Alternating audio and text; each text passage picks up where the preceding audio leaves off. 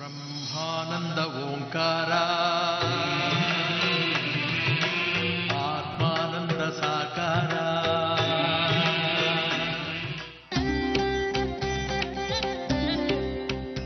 ಓಂಕಾರ ಗುರುಜಿ ಜೊತೆ ಮಾತುಕತೆ.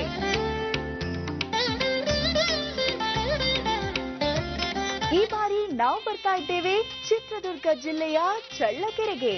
ಇದೇ ಮೇ 25ರ ಶನಿವಾರದಂದು ಬೆಳಗ್ಗೆ 10 ಗಂಟೆಗೆ. ಸ್ಥಳ ವೀರಶೈವ ಕಲ್ಯಾಣ ಮಂಟಪ, ಬೆಂಗಳೂರು ರಸ್ತೆ, ಚಳ್ಳಕೆರೆ ಟೌನ್, ಚಿತ್ರದುರ್ಗ ಜಿಲ್ಲೆ.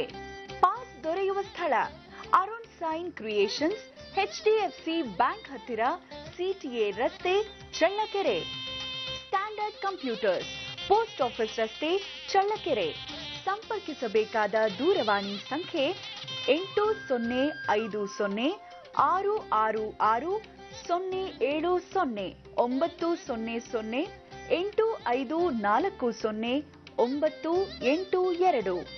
982 9977 65200. ಬನ್ನಿ, ಭಾಗವಹಿಸಿ. ನಮಸ್ಕಾರ ವೀಕ್ಷಕರೇ, ಶುಭೋದಯ. ತಮ್ಮೆಲ್ಲರಿಗೂ ನಿಮ್ಮ ನೆಚ್ಚಿನ ಅಚ್ಚುಮೆಚ್ಚಿನ ಪ್ರೀತಿಯ ಕಾರ್ಯಕ್ರಮ ಸಂಸ್ಕಾರಗಳ ಝೇಂಕಾರ ಓಂಕಾರ ನೇರ ಪ್ರಸಾರ ಕಾರ್ಯಕ್ರಮಕ್ಕೆ ಪ್ರೀತಿಯ ಅತಿ ಆತ್ಮೀಯ ಸ್ವಾಗತ ಸುಸ್ವಾಗತ ಎನ್ನುತ್ತಾ ಬನ್ನಿ ಗುರೂಜಿಯವರನ್ನ ಕಾರ್ಯಕ್ರಮಕ್ಕೆ ಸ್ವಾಗತಿಸ್ಬಿಡೋಣ. ಶ್ರೀಯುತರು ಖ್ಯಾತ ಜ್ಯೋತಿಷ್ಯರು, ಸಂಖ್ಯಾಶಾಸ್ತ್ರಜ್ಞರು, ಸದಾದೇವಿಯ ಉಪಾಸಕರು ಹಾಗೂ ವೈಬ್ರೇಷನ್ ಗುರುಗಳು ಶ್ರೀ ಶ್ರೀ ರವಿಶಂಕರ್ ಗುರೂಜಿಯವರು. ಗುರುಜಿ ನಮಸ್ಕಾರ. ಓಂಕಾರ ನೇರ ಪ್ರಸಾರ ಕಾರ್ಯಕ್ರಮಕ್ಕೆ ಪ್ರೀತಿಯ ಸ್ವಾಗತ ಗುರುಜಿ. ನಮಸ್ತೆ ಶಂಕರ. ಗುರುಜಿ, ನಿನ್ನೆಯಿಂದ ಏನೋ ಒಂದು ಹೊಸತನ್ನ ಹೇಳ್ತಾ ಇದ್ದೀರಾ ನಮ್ಮ ಕಾರ್ಯಕ್ರಮದಲ್ಲಿ. ಹೆಸರಲ್ಲೂ ಕೂಡ ಒಂದು ಪ್ರಕಂಪನ ಇರುತ್ತೆ, ಅಂದ್ರೆ ವೈಬ್ರೇಷನ್ ಇರುತ್ತೆ ಅಂತ ತಿಳಿಸ್ಕೊಡ್ತಿದ್ದೀರಾ. ಇವತ್ತು ಯಾರ ಹೆಸರನ್ನ ನೀವು ತಿಳಿಸ್ತಾ ಇದ್ದೀರಾ? ಖಂಡಿತ. ಪ್ರತಿಯೊಂದರಲ್ಲೂ ಒಂದು ಜೀವವಿದೆ. ಜೀವವಿಲ್ಲದ್ದು ನಾವು ಉಪಯೋಗಿಸಲ್ಲ, ಬಿಸಾಕ್ತವೆ, ಹೌದಲ್ವೋ? ಪ್ರತಿಯೊಂದರಲ್ಲೂ ಒಂದು ವಿಶೇಷತೆ ಇದೆ. ನಾವು ಧರಿಸಿರ್ತಕ್ಕಂಥ ಬಟ್ಟೆ ಇರ್ಬೋದು, ಹಾಕೊಂಡಿರ್ತಕ್ಕಂಥ ಆ ಒಂದು ಪ್ಯಾಂಟ್ ಇರ್ಬೋದು, ಪಂಚೆ ಇರ್ಬೋದು, ಶಲ್ಯ ಇರ್ಬೋದು, ಆ ಒಂದು ಯೂಸ್ ಮಾಡ್ತಕ್ಕಂಥ ಪೆನ್ ಇರ್ಬೋದು, ಒಂದು ಪುಸ್ತಕ ಇರ್ಬೋದು, ಅಲ್ಲೇನೋ ಒಂದು ಶಕ್ತಿ ಇದೆ. ಸುಮ್ಮನೆ ಅದನ್ನ ಇಟ್ಕೊಳ್ಳೋಕ್ಕಾಗಲ್ಲ. ನೋಡಿ, ಎಲ್ಲರನ್ನ ನಾವು ನೋಡ್ತಿರ್ತೇವೆ. ಒಂದು ಬಸ್ ಸ್ಟ್ಯಾಂಡಲ್ಲಿ ನಿಂತ್ಕೊಂಡಿರ್ತೇವೆ, ಯಾವುದೋ ಒಂದು ಕಾರ್ಯಕ್ರಮಕ್ಕೆ ಹೋಗಬೇಕು, ಹೊರಗಡೆ ಕೆಲಸದ ವಿಚಾರವಾಗಿ, ವ್ಯವಹಾರ ವಿಚಾರವಾಗಿ. 100 ಜನ ನಿಂತಿರ್ತಾರೆ, 100 ಜನ ಓಡಾಡ್ತಿರ್ತಾರೆ ನಮ್ಮ ಕಣ್ಮುಂದ್ಗಡೆ. ಬಟ್ ಯಾರಿಗೂ ನಮ್ಮ ಪರಿಚಯ ಇಲ್ಲ, ಅವ್ರಿಗೂ ನಮ್ಮ ಪರಿಚಯ ಇಲ್ಲ, ಹೌದಲ್ವಾ? ನಾವು ಮಾತಾಡೋದು ಇಲ್ಲ, ಅವ್ರ ಕಡೆ ಗಮನ ಕೊಡೋದು ಇಲ್ಲ. ಆದರೆ ಯಾರೋ ಒಬ್ರು ನಮ್ಮ ಜೀವನದಲ್ಲಿ ಪ್ರವೇಶ ಮಾಡ್ತಾರೆ. ಇಲ್ಲ, ನಾವು ಯಾರದೋ ಹೊಟ್ಟೆನಲ್ಲಿ ಮಗುವಾಗಿ ಹುಟ್ಟೇವೆ, ಅವ್ರಿಗೆ ಮಗು ಆಗ್ತೇವೆ, ಅವ್ರು ನಮ್ಮ ತಂದೆ ತಾಯಿ ಆಗ್ತಾರೆ. ಯಾರನ್ನೂ ನೋಡ್ತೇವೆ, ಮದುವೆ ಆಗ್ತೇವೆ, ಪ್ರೀತಿಸ್ತೇವೆ. ಇನ್ಯಾರನ್ನೂ ಕೆಲವರನ್ನ ಸ್ನೇಹಿತರನ್ನಾಗಿ ಮಾಡ್ಕೋತೇವೆ, ಇನ್ಯಾರು ಕೆಲವರನ್ನ ವ್ಯಾವಹಾರಿಕವಾಗಿ ಹತ್ರ ತಗೋತೇವೆ. ಏನೋ ಒಂಥರ ವಿಚಿತ್ರ ಅಲ್ವಾ? ಅಲ್ಲೊಂದು ಯಾವುದೋ ಒಂದು ಶಕ್ತಿ ನಡೆಸ್ತಿದೆ.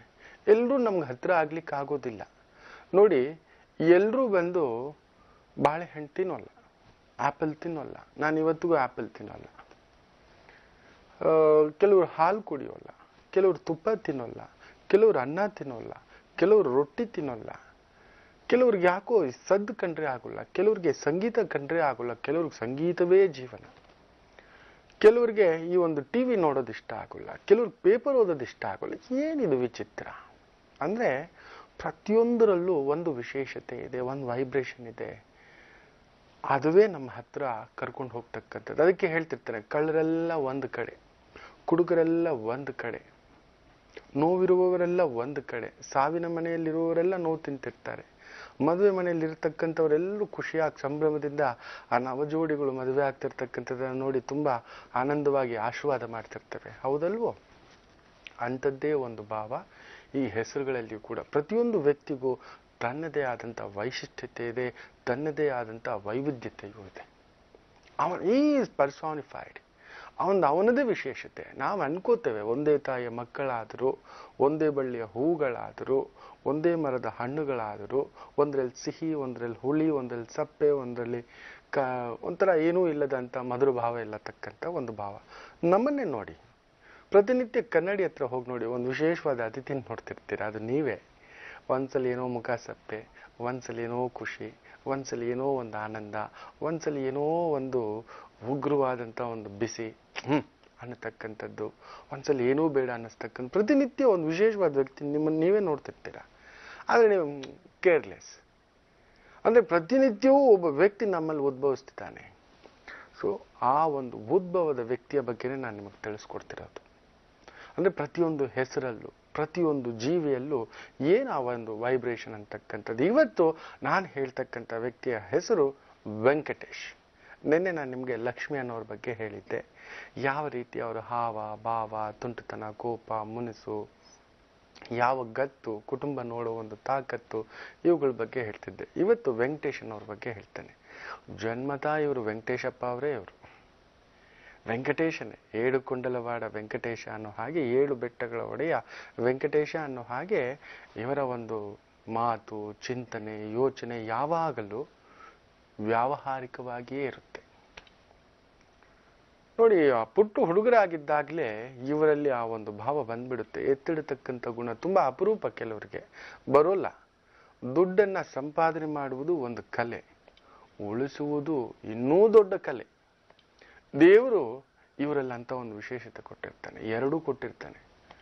ಸಂಪಾದನೆಯೂ ಮಾಡ್ಕೊಳ್ತಕ್ಕಂಥ ಕಲೆ, ಉಳಿಸ್ತಕ್ಕಂಥದ್ದು ಒಂದು ಕಲೆ. They feel without money we are not. ಯಾವಾಗಲೂ ಆ ದುಡಿತದ ಚಿಂತನೆ, ಎತ್ತಿಡುವ ಚಿಂತನೆ, ಮೇಲಕ್ಕೆ ಬರುವ ಚಿಂತನೆ, ಆ ಕಣ್ಣಿನಲ್ಲಿಯೇ ಅಗಾಧವಾದಂಥ ಆಸೆ ಇರುತ್ತೆ. ಆ ಒಂದು ಮುಂದಕ್ಕೆ ಹೋಗತಕ್ಕಂಥ ಒಂದು ಮುಂಜಾಗ್ರತೆ ಇರುತ್ತೆ. ತುಂಬಾ ಅಪರೂಪ. 10ರಲ್ಲಿ ಯಾರೋ ಒಬ್ಬರಿಗೆ ಈ ತರ ಮುಂಜಾಗ್ರತೆ ಬರತಕ್ಕಂಥದ್ದು. ಅಂದ್ರೆ ಮೊದಲೇ ಒಂದು 50-60 ವರ್ಷಕ್ಕೆ ಮೊದಲೇ ಅವರು ಸೇವ್ ಆಗಿರ್ಬೇಕು, ನಾಳಿನ ಒಂದು ಭವಿಷ್ಯತ್ತಿಗೆ ಭದ್ರತೆ ಮಾಡ್ಕೋಬೇಕು ಅನ್ನತಕ್ಕಂಥ ಭಾವನಾತ್ಮಕ ಜೀವಿಗಳು. ನೋಡ್ಲಿಕ್ಕೆ ತುಂಬಾ ಒರಟಾಗಿ ಕಾಣಿಸಿದ್ರು ಕೂಡ ನಿಜವಾಗ್ಲೂ ತುಂಬಾ ತುಂಬಾ ಮುಖದ ಪುಕ್ಕುಲು ಹೃದಯದ ಅಮ್ಮಂದ್ರ ಗಂಡಂದ್ರು ಅಂತಾನೆ ಹೇಳಬಹುದು. ಏನೇ ಒಂದು ಗಟ್ಟಿಯಾಗಿ ಕಾಣಿಸ್ಕೊಂಡ್ರು ಕೂಡ, ಎಷ್ಟೇ ಒಂದು ಒರಟಾಗಿದ್ರು ಕೂಡ, ಅವರು ಎಲ್ಲರನ್ನು ಜಯಿಸಿದ್ರು ಕೂಡ ತಮ್ಮ ಸಂಗಾತಿ ವಿಚಾರದಲ್ಲಿ ಅವರು ಪದ್ಮಾವತಿನ ಮಣಿಸ್ಲಿಕ್ಕಾಗೋದೇ ಇಲ್ಲ. ಅಂತ ಒಂದು ಭಾವೈಕ್ಯದ ವ್ಯಕ್ತಿತ್ವ ವೆಂಕಟೇಶ್. ಇವ್ರ ಬಗ್ಗೆ ಇನ್ನಷ್ಟು ಮಾಹಿತಿಗಳು, ಇವರ ತುಂಟತನ, ಲೋಲುಪತನ, ಪ್ರೀತಿ, ಪ್ರೇಮ, ಕಾಮ, ಮಕ್ಕಳು, ಅಮ್ಮ, ಅಪ್ಪ, ಅಣ್ಣ ಹೇಗಿರ್ತಾರೆ, ಯಾವ ರೀತಿ ಇರ್ತಾರೆ, ಜೀವನ ಕಟ್ಕೋತಾರ, ಏನಾದರೂ ನೆಗೆಟಿವ್ಸ್ ಬರುತ್ತಾ ಇವ್ರ ಜೀವನದಲ್ಲಿ, ಅದ್ರ ಬಗ್ಗೆ ಇನ್ನಷ್ಟು ಮಾಹಿತಿಗಳು ನಾನು ನಿಮಗೆ ಮುಂದಿನ ಭಾಗದಲ್ಲಿ ಕೊಡ್ತೇನೆ, ಕಾದು ನೋಡಿ. ಈಗ ಕರೆ ಸಿದ್ಧವಾಗಿದೆ. ಯಾರು ಮಾಡಿದ್ದಾರೆ, ಎಲ್ಲಿಂದ ಮಾಡಿದ್ದಾರೆ, ಬನ್ನಿ ಕೇಳೋಣ. ಹಲೋ. ಹಲೋ, ನಮಸ್ತೆ. ಯಾರು ಮಾತಾಡ್ತಿರೋದು? ಹಲೋ, ನಮಸ್ಕಾರ ದಿವ್ಯಾ ಅವರೇ, ಚೆನ್ನಾಗಿದ್ದೀರಾ? ಚೆನ್ನಾಗಿದ್ದೀನಮ್ಮ, ನೀವ್ ಹೇಗಿದ್ದೀರಾ? ನಾನು ಚೆನ್ನಾಗಿದ್ದೀನಿ. ನನ್ನ ಹೆಸರು ತೇಜಸ್ವಿನಿ ಅಂತ, ಬೆಂಗಳೂರು ರಾಜರಾಜೇಶ್ವರಿ ನಗರದಿಂದ. ಹೌದಾ? ಯಾರ ಬಗ್ಗೆ ಕೇಳ್ಬೇಕಿತ್ತು? ಹಲೋ, ಯಾರ ಬಗ್ಗೆ ಕೇಳ್ಬೇಕಿತ್ತು? ನಾನು ನನ್ನ ಬಗ್ಗೆನೆ ಕೇಳ್ಬೇಕಾಗಿತ್ತು. ಹುಟ್ಟಿದ ದಿನಾಂಕವನ್ನ ತಿಳಿಸಿ. 14/4/1979. ಸಮಯ ರಾತ್ರಿ 9 ಗಂಟೆ, ಶನಿವಾರ. 1ರಿಂದ 12 ಒಳಗೆ ಒಂದು ಸಂಖ್ಯೆಯನ್ನ ಹೇಳಿಮ್ಮ. 8. ತೇಜಸ್ವಿನಿಯವರೇ, ಗುರೂಜಿ ಇದ್ದಾರೆ, ಮಾತಾಡಿ. ನಮಸ್ತೆ ಶಂಕರ್. ನಮಸ್ತೆ ಗುರುಜಿ. ನಿಮ್ ಮಾತಾಡ್ಸಕ್ ನಂಗೆ ತುಂಬಾನೇ ಖುಷಿ ಆಗ್ತಾ ಇದೆ. ನಾನು ಯಾವ ರೀತಿ ನನ್ ಕಷ್ಟ ಹೇಳ್ಕೋಬೇಕು ಅಂತ ಗೊತ್ತಾಗಿಲ್ಲ. ಕಷ್ಟದಲ್ಲೇ ದೊಡ್ಡ ಕಷ್ಟ ನನಗೆ ಇರೋದು ಅಂತ ಅನ್ನಿಸ್ಬಿಟ್ಟಿದೆ. ನನ್ಗೆ ಯಾವ್ದು ಸಾಯಕ್ ಹೋದ್ರು ನನಗ್ ಸಾಯೋಗಿನ ದಾರಿನೂ ಸಿಗ್ತಿಲ್ಲ, ಹಂಗಾಗಿದೆ. ದಯವಿಟ್ಟು ಏನಾದ್ರೂ ಪರಿಹಾರ ಅಥವಾ ಏನು, ಯಾಕೆ ಹಿಂಗೆ ಅಂತ ಹೇಳ್ತೀರಾ? ನನ್ನ ಮನೆಗೆ, ನನ್ನ ಆಫೀಸಿಗೆ ಬನ್ನಿ. ಕತ್ತಿ ಇದೆ, ಗುರಾಣಿ ಇದೆ, ಸಾಯ್ಲಿಕ್ಕೆ ತುಂಬಾ ದಾರಿಗಳು ತೋರಿಸ್ಕೊಡ್ಲಿಕ್ಕೆ ತುಂಬಾ ಹಲವಾರು ವಿಧಗಳಿದೆ. ಅಯ್ಯೋ ಹುಚ್ಚಪ್ಪ, ಒಳ್ಳೆ ಕೈ ಇದೆ, ಕಾಲಿದೆ, ತಲೆ ಇದೆ, ಬುದ್ಧಿವಂತಿಕೆ ಇದೆ, ಶಕ್ತಿ ಇದೆ, ಎಲ್ಲವೂ ಭಗವಂತ ಕೊಟ್ಟು ಕಳಿಸಿದ್ದಾನೆ ನಮಗೆ. ಏನೂ ನಾವು ತೆಗೆದುಕೊಂಡು ಬಂದಿಲ್ಲ, ಏನೂ ತಗೊಂಡು ಹೋಗಲ್ಲ. ಮತ್ತೆ ಯಾಕೆ ಯೋಚನೆ ಮಾಡಬೇಕು? ನಾನು ಕಳ್ಕೊಬಿಟ್ಟಿದ್ದೀನಿ, ನಾನು ನಷ್ಟ ಆಗ್ಬಿಟ್ಟಿದ್ದೀನಿ, ಯಾರಿಗೂ ಇಲ್ಲದ್ದು ಕಷ್ಟ ನನಗೇ ಇದೆ ಅನ್ನತಕ್ಕಂಥ ಒಂದು ಭಾವ. ನೋಡಿ, ಒಬ್ಬ ವ್ಯಕ್ತಿ, ನೀವು ನಂಬೋದಿಲ್ಲ, ಒಂದೊಂದೆಲ್ಲ ಪವಾಡಗಳು ನಾನು ನೋಡಿರ್ತಕ್ಕಂಥದ್ದು. ಆತನಿಗೆ ಹೊಟ್ಟೆನೇ ಇಲ್ಲ. ಒಬ್ಬ ವ್ಯಕ್ತಿಗೆ ಹೊಟ್ಟೆನೇ ಇಲ್ಲ. ಅವನು ದಿನಕ್ಕೆ ಎಷ್ಟು ಬಾರಿ ತಿನ್ಬೇಕು ಯೋಚನೆ ಮಾಡಿದ್ದೀರಾ? 10 ಗಂಟೆ ತಿನ್ಬೇಕು ಅವನು. ಕಡಿಮೆ ಅಂದ್ರೂ 10 ಅವರ್ ತಿನ್ಬೇಕು ಅಂದ್ರೆ ಅವ್ನು ಕೆಲಸ ಮಾಡೋದು ಹೇಗೆ ಯೋಚನೆ ಮಾಡಿ. ಹೊಟ್ಟೆನೇ ಇಲ್ಲ, ತಿಂತಾನೇ ಇರಬೇಕು. It goes out. ಆ ದೇಹಕ್ಕೆ ಬೇಕಾಗಿರೋ ಶಕ್ತಿಗೋಸ್ಕರ ಆತ ತಿಂತಾನೆ ಇರಬೇಕು. ಕಡಿಮೆ ಅಂದ್ರೂ 10 ಗಂಟೆ, 10 hours. ನಂಬ್ತೀರಾ? ವಿಸ್ಮಯಗಳು ಬದುಕಿದ್ದಾನೆ. ಅವನು ಗೊತ್ತಾ, ದೇವರು ಯಾವುದೋ ಒಂದು ಕೆಲ್ಸಕ್ಕೆ ನನ್ನನ್ನು ನಿಲ್ಸಿಟ್ಟಿದ್ದಾನೆ. ನನಗೆ ಇಷ್ಟು ಒಂದು ದೊಡ್ಡ ದೋಷವಿದ್ರೂ ನಾನು ಬದುಕಿದ್ದೀನಿ, ನಿಂತಿದ್ದೀನಿ, ಓಡಾಡ್ತಿದ್ದೀನಿ, ಕೆಲಸ ಮಾಡ್ತೀನಿ, ಹೆಂಡತಿ ಇದೆ, ಮಕ್ಕಳಿದೆ, ಜೀವನ ಇದೆ ಅಂದರೆ ಏನಪ್ಪ ಪವಾಡ ಅನ್ನತಕ್ಕಂಥದ್ದು ನನಗೆ ಅನಿಸುತ್ತೆ ಅಂತಾನೆ. ಅಂಥ ತೊಂದರೆ ನಮಗೆ ಕೊಟ್ಟಿದ್ದಾನು. ಇನ್ನೊಬ್ಬ ವ್ಯಕ್ತಿ ನೋಡಬೇಕು, ಬೆಟ್ಟ ಹೋಗ್ತಾನೆ, 2 ಕಾಲು ಮಂಜುಗಟ್ಟಿ ಕತ್ತರಿಸಾಕ್ತಾರೆ. ಡಾಕ್ಟರ್ ಹೇಳ್ತಾರೆ ನೋಡಿ ಸುಮಾರು ಒಂದು 8 ವರ್ಷ ಒಬ್ಬನೇ ಕುಬ್ಜನಾಗ್ತಾನೆ. ಏನಾದರೂ ಮಾಡಬೇಕು ಅಂತ ತಾನೊಬ್ಬನೇ ವೆಲ್ಡಿಂಗ್ ಮಾಡಿ ಒಂದು ಕಬ್ಬಿಣದ್ದು ಒಂದು ಕಾಲುಗಳಿಗೆ ರೆಡಿ ಮಾಡ್ಕೋತಾನೆ. ಮತ್ತೆ ಅದೇ ಬೆಟ್ಟನ ಹತ್ತಿ ಮೇಲೆ ಕತ್ತಿ ನಿಂತ್ಕೋತಾನೆ. ಕಾಲುಗಳು ಪೂರ್ತಿ ಇಲ್ಲ ತಾಯಿ, ತೊಡೆವರೆಗೂ ಮೇಲೆವರೆಗೂ ಇಲ್ಲ ತಾಯಿ. ಸಾಧಿಸಿರೋರು ನಮ್ಮ ಕಣ್ಣು ಮುಂದ್ಗಡೆ ಅಭೂತಪೂರ್ವವಾಗಿ ಅದ್ಭುತಗಳು ಮಾಡಿ ನಿಂತ್ಕೊಂಡಿದ್ದಾರೆ. ಜೀವನದಲ್ಲಿ ನೋಡಿ, ಒಬ್ಬನಿಗೆ ಹೊಟ್ಟೆ ಇಲ್ಲ, ನಾವು ಕಷ್ಟಪಡೋದೇ ಹೊಟ್ಟೆಗೆ ಅಂದ್ರೆ ಅವನಿಗೆ ಹೊಟ್ಟೆನೇ ಇಲ್ಲ ಅಂದ್ರೆ ಅವನು ತಿನ್ನೋದು ನೋಡಿದ್ರೆ ಕಾಣಿಸುತ್ತೆ, ಅದು ಹೊರಗಡೆ ಹೀಗೆ ಇಲ್ಲಿಂದ ಹಾಗೆ ಕಾಣಿಸುತ್ತೆ, ಹೀಗೆ ಊದ್ಕೊಂಡು ಬರುತ್ತೆ. ಅವನು ಬನೀನ್ ಹಾಕೊಂಡಿದ್ರು ಈ ತರ ಒಳ್ಳೆ ಪೈಪ್ ತರ ಕಾಣಿಸುತ್ತೆ. ಅಂತ ವಿಚಿತ್ರ ವಿಸ್ಮಯಗಳನ್ನ ನೋಡಿದ್ದೇನೆ ಅಂತ ವ್ಯಕ್ತಿಗಳನ್ನ. ಏನಿರ್ಬೋದು ಶಕ್ತಿ? ಮನೋಶಕ್ತಿ. ಯಾವ ದೈವ ಶಕ್ತಿ ಬೇಕಿಲ್ಲ. ನೋಡಿ ಹೇಳ್ತಾರೆ, ಅಂಗಬಲ ಬೇಡ, ಅರ್ಧಬಲ ಬೇಡ, ರಾಜಬಲ ಬೇಡ, ಗುರುಬಲ ಬೇಡ, ದೈವ ಬಲ ಬೇಡ, ಮಾತೃಬಲ ಬೇಡ, ಸಂಗಾತಿ ಬಲ ಬೇಡ, ಯಾವುದು ಬೇಡ. ಒಂದೇ ಒಂದು ಮನೋಬಲ ಒಂದಿದ್ದು ಬಿಟ್ರೆ ಇವೆಲ್ಲವನ್ನ ಪಡ್ಕೊಂಡ್ಬಂದು ನಿಮ್ಮ ಮುಷ್ಟಿ ನಿಮ್ಮ ಕಾಲತ್ರ ಹಾಕೋಬಹುದು ತಾಯಿ. ಏನ್ ಬೇಕಾದ್ರೂ ಜೀವನದಲ್ಲಿ ಯಾರಿಗೂ ಬರದ ಕಷ್ಟ ಅನ್ನತಕ್ಕಂಥ ಮಾತು ಹೇಳಬೇಡಿ, ಆ ಯೋಚನೆಯೇ ಮಾಡಬೇಡಿ. ಒಬ್ಬ ವ್ಯಕ್ತಿ ನೋಡಬೇಕು, ಆತನನ್ನ ಹೀಯಾಳಿಸ್ತಾರೆ, ನೀವು ನಂಬಿದ್ರೆ ನಂಬಿ. ಆತನ ಕೆಲಸ ಏನು ಗೊತ್ತಾ? ಕ್ಷೌರಿಕ ವೃತ್ತಿ. ಕಡಿಮೆ ಅಂದ್ರೂ 35 ವರ್ಷ ಆತನಿಗೆ ಅನುಭವ. ಆದರೆ ನೋಡಿ, ಅವನಿಗೆ ಆ ಕ್ರಿಯೇಟಿವಿಟಿ ಅನ್ನೋದು ಮನಸ್ಸಲ್ಲಿ ಯಾವುದೋ ಒಂದು ಪಿಕ್ಚರ್ ನೋಡ್ತಾನೆ. ಆ ಪಿಕ್ಚರಲ್ಲಿ ಒಬ್ಬ ಮೆಜಿಷಿಯನ್ ಆಗಿ ಕೈಯಲ್ಲಿ ಸುಮ್ಮನೆ ಹೇಗಂತ ಕೂದಲು ಕತ್ತರಿಸ್ತಾನೆ.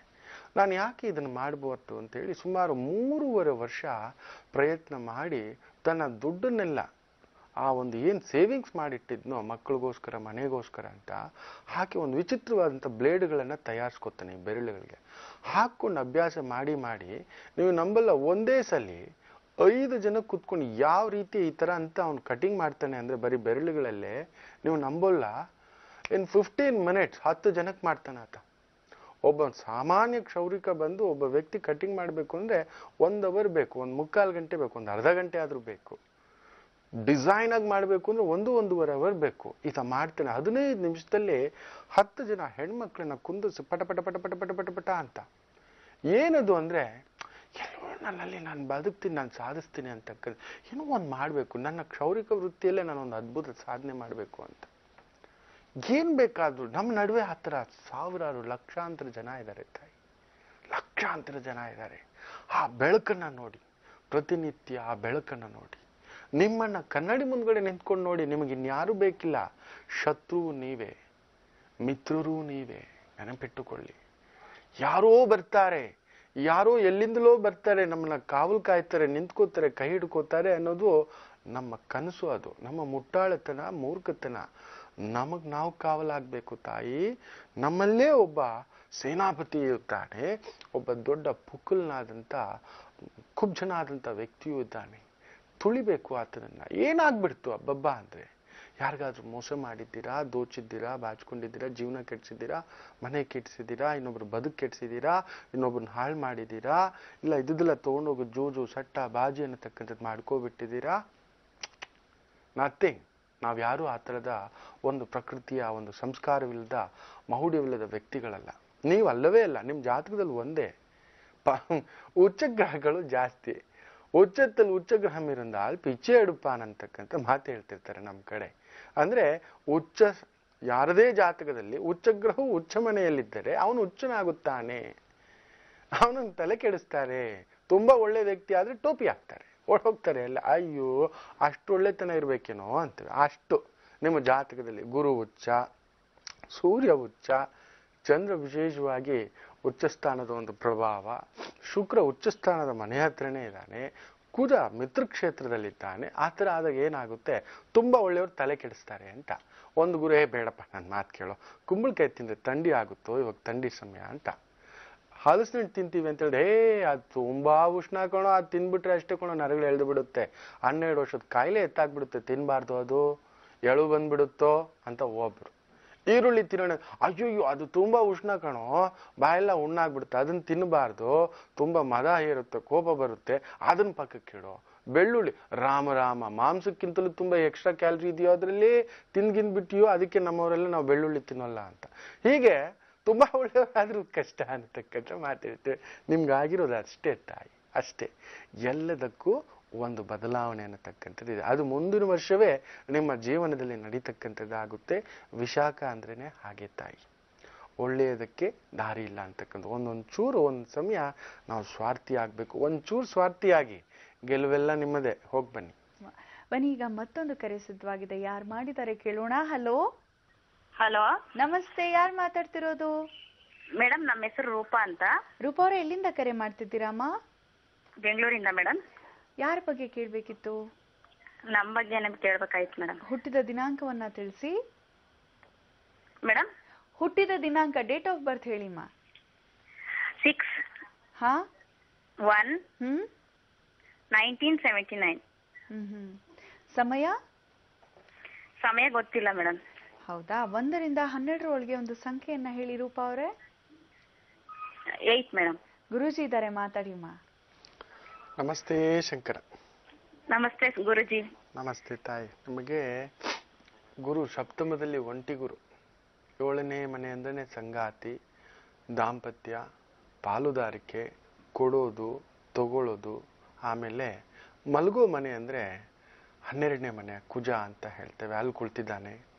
ಆ ಒಂದು ಲಾಭದಲ್ಲಿ ಶುಕ್ರನಿದ್ದರೂ ಕೂಡ 2ನೇ ಮನೆಯಲ್ಲಿ ಕೇತು ಬಡದಾಕಿ ಬಿಟ್ಟಿದ್ದಾನೆ. ಕುಟುಂಬ ಸುಖವಿಲ್ಲ, ದಾಂಪತ್ಯ ಸುಖ ಭಾವದಲ್ಲಿ ನೋವು, ಕುಟುಂಬ ಜೀವನದಲ್ಲಿ ನೋವು. ಈ ಮನೆಯಲ್ಲಿ ಯಾವ ಹೆಣ್ಣು ಮಕ್ಕಳು ನೆಮ್ಮದಿಯಾಗಿಲ್ಲ. ಅತಿ ಮುಖ್ಯವಾಗಿ ಗಂಡಸರಿಗೆ ಬಲವೇ ಇಲ್ಲ. ಅದು ನಿಮ್ಮ ಅಣ್ಣ ತಮ್ಮಂದಿರಿರ್ಬೋದು, ತಂದೆ ಇರಬಹುದು, ನಿಮ್ಮ ಕುಟುಂಬದಲ್ಲಿ ಆ ಗಂಡಸರಿಗೆ ಒಂಥರ ಏನಾದ್ರೂ ಒಂದು ಸಮಸ್ಯೆ. ಈ ಕುಟುಂಬದಲ್ಲಿ ಮೇಲಿಂದ ಮೇಲೆ ಏನಾದ್ರೂ ನೋವು, ಸಂಕಟ, ಬಾಧೆ, ಅನಾರೋಗ್ಯ, ಹಣಕಾಸು, ಒಂಥರ ಶೂಲದಿಂದ ಇರದಂತ ಒಂದು ಭಾವ, ಯಾಕೋ ವೈರಾಗ್ಯ ತುಂಬ್ಕೋಬಿಟ್ಟಿದೆ ರೂಪಮ್ಮನಿಗೆ. ಹೌದು ಹೌದು ಅಲ್ವೋ? ಹೌದು ಸ್ವಾಮಿ. ಸರಿ, ಇನ್ನೇನ್ ಕೇಳ್ಬೇಕಂತಿದೆ ಕೇಳೋ ತಾಯಿ. ಸ್ವಾಮಿ, ನನ್ ಕೆಲ್ಸದ ಬಗ್ಗೆ ಸ್ವಾಮಿ ತುಂಬಾನೇ ನೊಂದ್ಬಿಟ್ಟಿನಿ ಸ್ವಾಮಿ. ಸರಿ, ನಿಮ್ಮ ಜಾತಕದಲ್ಲಿ ಗುರು ಉಚ್ಚ, ಮಿಥುನ ರಾಶಿ ಅಲ್ಲ ಕಟಕ ರಾಶಿಯಲ್ಲಿ ಇರ್ತಕ್ಕಂಥ ಗುರು.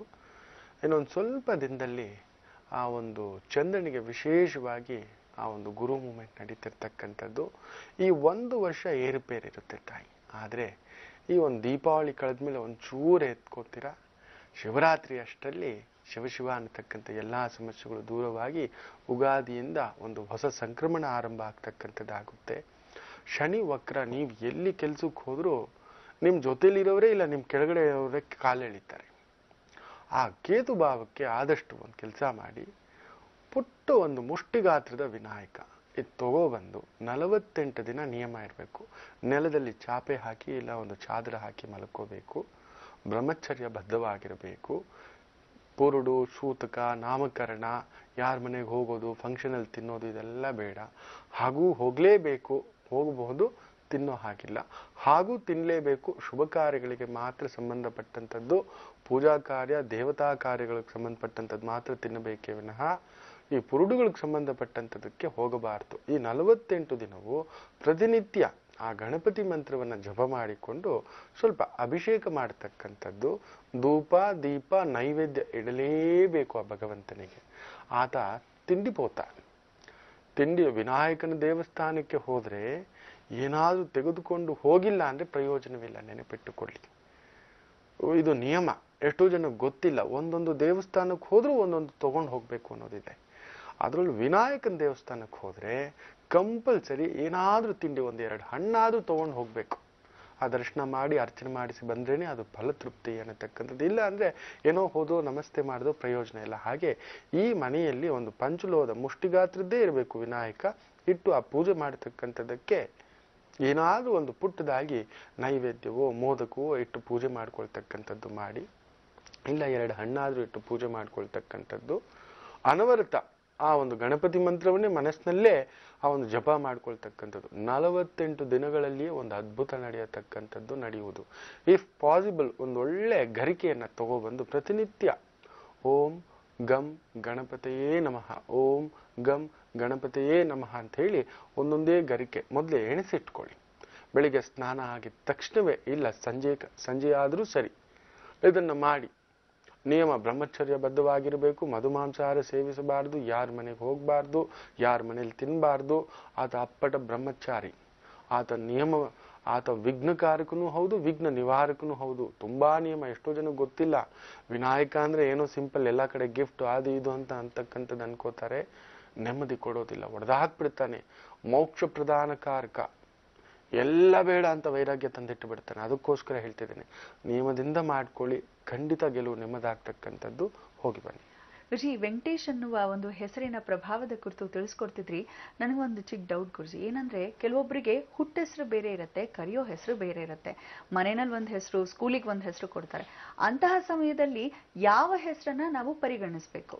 ನೋಡಿ, ನಿಮ್ಮನ್ನ ಯಾವ ಹೆಸರಿಂದ ಮೊದಲು ಕರೀತಾರೋ ಆ ಹೆಸರಿಗೆ ಪ್ರಾಮುಖ್ಯತೆ. ಯಾವ ಹೆಸರಿಂದ, ಈಗ ನೋಡಿ, ನಿಮ್ಗೆ ಯಾರಿಗೂ ಗೊತ್ತಿಲ್ಲ ನನ್ನ ಹೆಸರು ರವಿಶಂಕರ ಅಲ್ವೇ ಅಲ್ಲ ಅಂತ ನೀವು ನಂಬ್ತಿರೋ? ಆದರೂ ರವಿಶಂಕರ ಅನ್ನತಕ್ಕಂಥ ಈ ಒಂದು ರೂಢಿನಾಮ ಎಲ್ಲರೂ ಕರೀತಕ್ಕಂಥದ್ದು, so it has given more vibration. ಈಗ ಒಬ್ರು ಕಳ್ರೆ ಅಲ್ಲ, ಬೇಜಾರು ಮಾಡ್ಕೋಬೇಡಿ.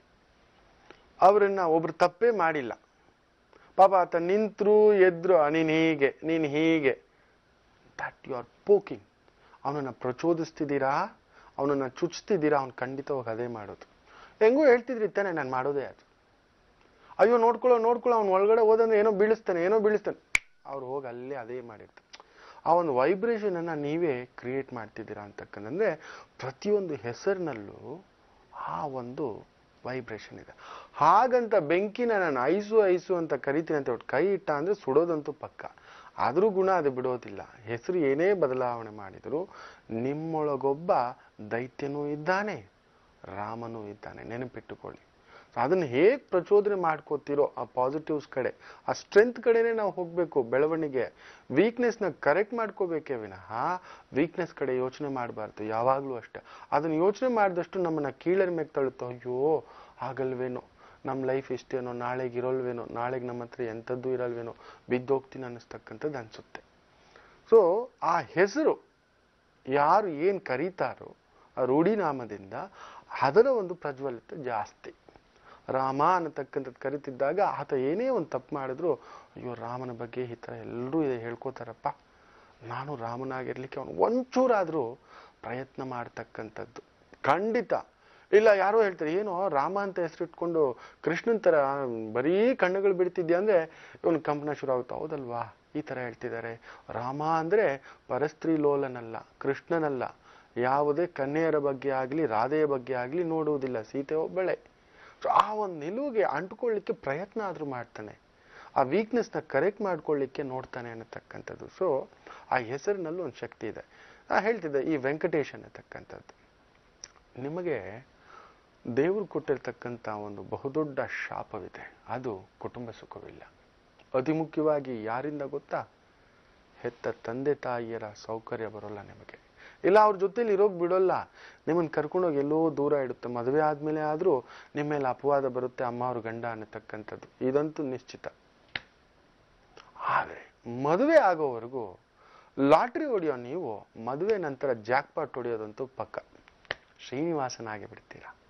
10ರಲ್ಲಿ 9 ಜನ ನಾನು ನೋಡಿದ ಹಾಗೆ ವೆಂಕಟೇಶನವರು ಮದುವೆ ಆಗೋವರೆಗೂ ತುಂಬಾ ತುಂಟತನ, ಎಲ್ಲೋ ಪುಟ್ಟು ಪೋಲಿತನ, ಏನೋ ಸುತ್ತಾಡ್ಕೊಂಡು ಏನೋ ಕೆಲಸ, ಏನೋ ಸ್ನೇಹಿತರು, ಏನೋ ಸುತ್ತಾಟ ಅಂತ ಅಂದುಕೊಂಡು ಇರತಕ್ಕಂಥವರು ಮದುವೆ ಆಗ್ತಿದ್ದ ಹಾಗೆ they take it so serious about their life. ಯಾವ ಮಟ್ಟಕ್ಕೆ ಸೀರಿಯಸ್ ತಗೋತಾರೆ ಅಂದ್ರೆ ನಿಜವಾಗ್ಲೂ ಎಲ್ರೂ ಬಿಟ್ಟು ಬಿಡ್ತಾರೆ, ತನ್ನ ತಂದೆ ತಾಯಿನ ಕೂಡ ಮರ್ತು ಬಿಟ್ಟಿರ್ತಾರೆ. ಸೊ ಅದೆಲ್ಲೋ ತಂದೆ ತಾಯಿಗಳ ಮನಸ್ಸಲ್ಲಿ ಕೂಡ ಒಂಚೂರು ಸಣ್ಣದಾಗಿ ಆ ಒಂದು ಅನುಮಾನ, ಅಭವ್ಯಸನ, ಎಲ್ಲೋ ನಮ್ಮ ಮಗ ಬದಲಾಗ್ಬಿಟ್ಟ, ಹೆಂಡತಿ ಕಡೆ ವಾಲ್ಬಿಟ್ಟ ಅನ್ನತಕ್ಕಂಥದ್ದು ಖಂಡಿತ ಹಾಗಲ್ಲ. ಲಿಟಲ್ ಸೆಲ್ಫಿಶ್ ಆಗ್ತಾರೆ ಅವರು. ಎತ್ತಿಡಬೇಕು, ಜವಾಬ್ದಾರಿ ಅರ್ಥ ಮಾಡ್ಕೊಬಿಡ್ತಾರೆ. ಓ ಹೀಗೆ ಇದ್ರೆ ಆಗಲ್ಲಪ್ಪ, ನಾವು ಎತ್ತಿಟ್ಕೊಂಡಿರ್ಬೇಕಪ್ಪ, ಬೀಡು ಬೀಸಾಗಿ ಎತ್ಕೊಂಡು ಸುತ್ಕೊಂಡು ಏನೋ ಮಾಡ್ಕೊಂಡು ಏನೋ ತಿನ್ಕೊಂಡು ಏನೋ ಎತ್ತಿಟ್ಕೊಂಡಿದ್ದೀನಿ ಅನ್ನೋದಕ್ಕಿಂತಲೂ ಹೆಚ್ಚಾಗಿ 10 ರೂಪಾಯಲ್ಲಿ 9 ರೂಪಾಯಿ ಎತ್ತಿಡ್ಲಿಕ್ಕೆ ಯೋಚನೆ ಮಾಡ್ತಕ್ಕಂಥ ವ್ಯಕ್ತಿತ್ವದವರಾಗಿ ಬದಲಾಗ್ತಾರೆ. ದೇವರು ನಿಮಗೆ ಒಂದು ಅದೃಷ್ಟವನ್ನು ಕೊಟ್ಟಿದ್ದಾನೆ. ಹೇಗೆ ದುರಾದೃಷ್ಟ, ಕುಟುಂಬದಿಂದ ದೂರ, ಕುಟುಂಬದವರಿಂದಲೇ ನೋವು, ಒಡ ಹುಟ್ಟಿದವರಿದ್ರೂ ನಿಮ್ಗೆ ಸಹಯೋಗ ಬರಲ್ಲ, ಹೆತ್ತ ತಂದೆಯ ಜೊತೆ ಶತ್ರುತ್ವ ಬರ್ತಕ್ಕಂಥದ್ದಾಗಬಹುದು, ಇಲ್ಲ ತಾಯಿ ಜೊತೆ. ಖಂಡಿತ 10ರಲ್ಲಿ 9 ಜನ ವೆಂಕಟೇಶನ್ ಅವ್ರಿಗೆ ತಂದೆ ತಾಯಿಗಳ ಶಾಪಕ್ಕೆ ಒಳಗಾಗ್ತಾರೆ. ಅದು ಏನೋ ಒಂದು ಮಾತು ಬರುತ್ತೆ ಅಲ್ಲಿ, ದೊಡ್ಡ ಭರಸಿಡಿಲೆ ಬಡದ ಹಾಗೆ. ನೀವೆಷ್ಟೋ ಮಾಡಿರ್ತೀರಾ, ಅಮೃತದಂತ ಅಡಿಗೆ ಮಾಡಿ ಬಡಿಸಿರ್ತೀರಾ, ನಮ್ಮ ಮಗ ನಮ್ಗೆ ಊಟನೇ ಹಾಕಲ್ಲಪ್ಪ ಅನ್ನೋ ಒಂದು ಅಪವಾದ ಬರ್ತಕ್ಕಂಥದ್ದು. ಏನೋ ಬಚಾವ್ ಮಾಡಿ ಇಟ್ಕೋತಿದ್ದಾನೆ, ಸೇವಿಂಗ್ಸ್ ಮಾಡಿ ಇಟ್ಕೋತಿದ್ದಾನೆ. ನಿಮಗೆ 10 ರೂಪಾಯಿ ಬರ್ತಿದ್ದ 9 ರೂಪಾಯಿ ಅವ್ರಿಗೆ ಕೊಟ್ಟಿದ್ರು ಕೂಡ, 1 ರೂಪಾಯಿ ನೀವು ಇಟ್ಕೊಂಡು 9 ರೂಪಾಯಿ ಕೊಟ್ಟಿದ್ರು ಕೂಡ, ಇಲ್ಲ ಇಲ್ಲ ನಮ್ಗೆ 1 ರೂಪಾಯಿ ಕೊಡ್ತಾವನೆ, 9 ರೂಪಾಯಿ ಬಚ್ಚಿಟ್ಕೋತಿದ್ದಾನೆ ಅನ್ನತಕ್ಕಂಥ ಅಪವಾದ ಬರ್ತಕ್ಕಂಥದ್ದು ಆಗುವುದು. ಏನೂ ಮಾಡ್ಲಿಕ್ಕೆ ಆಗೋದಿಲ್ಲ. ಅದ್ರ ಬಗ್ಗೆ ಎಂಬು ಕೊಡಬೇಡಿ. ಎಲ್ಲೋ ಅದನ್ನ ನೆನೆಸ್ಕೊಂಡು ಕಣ್ಣೀರು ಹಾಕ್ತಕ್ಕಂಥದ್ದಾಗುತ್ತೆ. ನಿಮಗೆ ಆ ಒಂದು ಅದೃಷ್ಟ ಅಂತ ಹೇಳಿದ್ನಲ್ಲ, ಇನ್ಯಾರೂ ಅಲ್ಲ, ನಿಮ್ಮ ಸಂಗಾತಿ. One of the best life partner is for Venkatesan ಅವ್ರಿಗೆ ಸಿಗ್ತಕ್ಕಂಥದ್ದು. ಪದ್ಮಾವತಿಯರೇ ಅವರು ಲೆಕ್ಕಾಚಾರದಲ್ಲಿ ಲಕ್ಷ್ಮಿಯಾಗಿಯೇ ಬರ್ತಾರೆ. ನೀವು ಆ ಜೀವನದಲ್ಲಿ ವೆಂಕಟೇಶನ್ ಅವ್ರಿಗೆ ಇನ್ನೊಂದು ಅದ್ಭುತವಾದಂಥ ದೇವ್ರು ಕೊಟ್ಟಿದ್ದಾನೆ ಗಾಡ್ ಗಿಫ್ಟ್. ನಿಮ್ಮ ಸಂಗಾತಿಯನ್ನ ನಿಮಗೆ ಆಯ್ಕೆ ಮಾಡೋ ಚಾಯ್ಸ್ ಜಾಸ್ತಿ ಇರುತ್ತೆ. 10ರಲ್ಲಿ 6 ಜನ ಸಂಗಾತಿನ ಅವರೇ ಆಯ್ಕೆ ಮಾಡ್ಕೊಳ್ತಕ್ಕಂಥದ್ದು ಇರುತ್ತೆ. ಇಲ್ಲ 7 ಜನ ಅಂತಾನೆ ಹೇಳ್ಬೋದು. ಅಂದ್ರೆ ಒಂಥರ ಲವ್ ಮ್ಯಾರೇಜ್ ತರ, ಇಷ್ಟಪಟ್ಟು ಮನೆಯವ್ರು ತೋರ್ಸಿದ್ಮೇಲೆ ಇಷ್ಟಪಡೋದು, ಇಲ್ಲ ತಾವು ಮೊದಲೇ ನೋಡಿ ಇಷ್ಟಪಟ್ಟು ಇದು ಮಾಡ್ಕೊಳ್ತಕ್ಕಂಥದ್ದು ಒಂದು ಅದ್ಭುತವಾದಂಥ ಬದಲಾವಣೆ ನಿಮ್ಮ ಜೀವನದಲ್ಲಿ ಬರ್ತಕ್ಕಂಥದ್ದು. ಸದಾ ಸಾವಿತ್ರಿಯಾಗಿ, ಸೀತೆಯಾಗಿ, ಪದ್ಮಾವತಿಯಾಗಿ ನಿಮ್ಮ ಮನೆಗೂ ಮನಸ್ಸಿಗೂ ಕಾವಲು ನಿಂತುಕೊಳ್ಳತಕ್ಕಂಥ ಜಗನ್ಮಾತೆಯಾಗಿ ನಿಂತ್ಕೋತಾರೆ ವೆಂಕಟೇಶನ್ ಅವರ ಪತ್ನಿಯರು. ತುಂಬಾ ಅದ್ಭುತ. ಆ ಮಹಾಲಕ್ಷ್ಮಿ ಬರ್ತಿದ್ದ ಹಾಗೆ ನಿಮ್ಮ ಮನೆಯಲ್ಲಿ ಮಹಾಲಕ್ಷ್ಮಿ ಎದ್ದು ಹೋಗಲ್ಲ, ನೆನಪಿಟ್ಟುಕೊಳ್ಳಿ. ಕಾಲು ಮುರ್ಕೊಂಡು ಬಿದ್ದಿರುತ್ತೆ ಅನ್ನತಕ್ಕಂಥ ಒಂದು ಭಾವ. ಇನ್ನಷ್ಟು ಮಾತುಕತೆ ಇದೆ ಈ ವೆಂಕಟೇಶನ್ ಅವ್ರ ಬಗ್ಗೆ. ಅವರ ಮಕ್ಕಳು, ಅವ್ರು ಎಲ್ಲಿ ದುಡ್ಡು ಕಳ್ಕೋಬಹುದು, ಯಾರನ್ನು ಕಳ್ಕೋತಾರೆ, ಯಾರನ್ನು ಪಡಿತಾರೆ ಅನ್ನೋದಕ್ಕೆ ಮುಂದಿನ ಭಾಗದಲ್ಲಿ ಹೇಳ್ತೇನೆ. ಗುರುಜಿ, ಹೆಸರಿನ ಕುರಿತಾಗಿ ತಿಳಿಸ್ಕೊಡ್ತಾ ವೆಂಕಟೇಶನ್ ಅವ್ರ ಬಗ್ಗೆ ಹೇಳ್ತಾ ಇದ್ರಿ. ಅವ್ರಿಗೆ ಮದ್ವೆ ಆದ್ಮೇಲೆ ಸ್ವಲ್ಪ ಲಕ್ ತಿರುಗತ್ತೆ ಅಂತ ಕೂಡ ಹೇಳಿದ್ರಿ. ಹಾಗಾಗಿ ಅವ್ರ ಹೆಂಡ್ತಿರೆಲ್ಲ ಬಹಳ ಖುಷಿ ಪಡ್ತಿರ್ತಾರೆ ಅಂತ ಅನ್ಕೊಂಡಿದ್ದೀನಿ. ಮುಂದೆ ಗುರುಜಿ.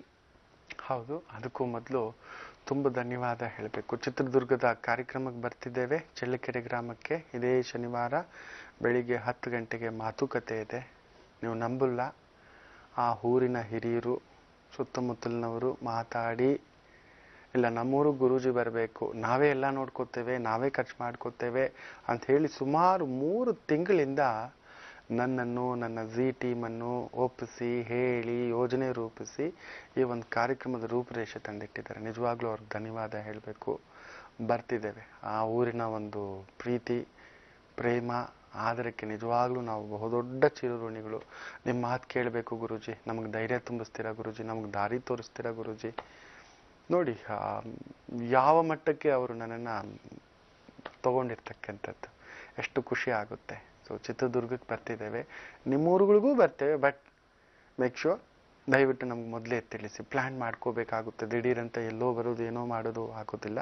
ಆದರೂ ಜೂನ್ 10ಕ್ಕೆ ಕರ್ನಾಟಕ ರಾಜ್ಯದ ಎಲ್ಲ ಮಹಿಳಾ ಸಂಘಗಳಿಗೆ ಒಂದು ಅದ್ಭುತವಾದಂಥ ಅವಕಾಶ ಇದೆ. ನಿಮ್ಮ ಸಂಘದಲ್ಲಿರ್ತಕ್ಕಂಥ ಹೆಣ್ಣು ಮಕ್ಕಳಿಗೆ ಒಂದು ದಾರಿ ತೋರಿಸ್ಲಿಕ್ಕೆ ನಮ್ಮ ಓಂಕಾರ ಒಂದು ಬಳಗನೇ ಮಾಡ್ತಿದ್ದೇವೆ. ಅದ್ರ ಬಗ್ಗೆ ಈ ಚಿತ್ರದುರ್ಗದ ಕಾರ್ಯಕ್ರಮ ಆದಮೇಲೆ ನಾವು ನಿಮ್ಮ ಜೊತೆ ಮಾತಾಡ್ಲಿಕ್ಕುಂಟು.